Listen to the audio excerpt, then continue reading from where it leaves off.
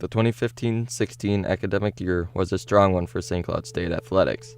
Football had yet another season with a record over 500. Men's hockey once again made the NCAA tournament, this time as a number 1 seed. The wrestling team got to hang the first national title banner in school history from the previous year, not to be outdone by winning it yet again to make it 2 consecutive titles, along with the Huskies dance team adding their own championship.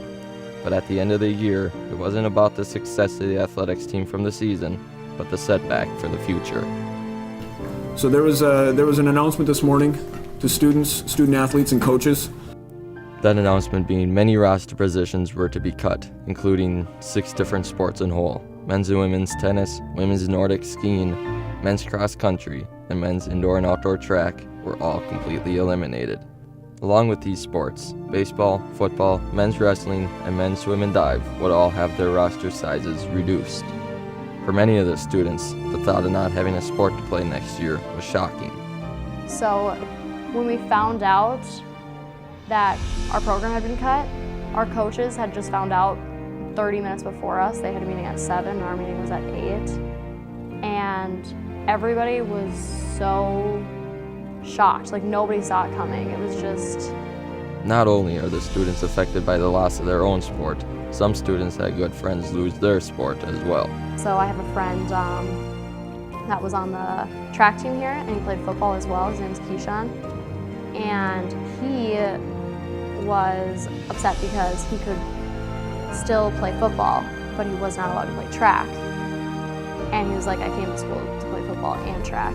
And at first, he transferred to Mankato, but at first they weren't going to let him compete in both track and football because technically if you switch schools to another school in the same conference, you're not allowed to compete in that sport the next year. There definitely was a couple of transfers and people like that wanted to leave the program and leave the school because of that. There were many students that would transfer out to be able to keep playing in their sport. The students in sports which have been eliminated can transfer to another institution. There's a waiver which allows them to transfer and play. But for those who were staying, the school would honor their scholarships for up to 4 years. We have indicated to them that those who are on financial aid, we will honor that financial aid for the 4 years of their undergraduate career, so long as they maintain eligibility per NCAA standards and are in good standing with the university.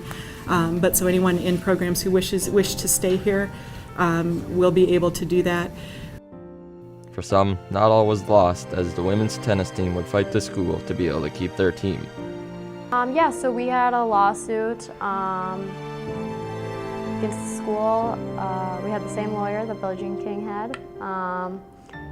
And we thought, we were looking at the numbers, and luckily our assistant coach, like I said, was an accounting professor, so he's very good with numbers. So he was looking over everything, and he just kind of was like, they said that they're cutting this to become compliant with Title IX, and he didn't really agree with that, and he looked at it and he said, and he showed a lawyer, and they said, we have a real case here to act on this, and they brought back the program, so that's definitely the outcome we wanted.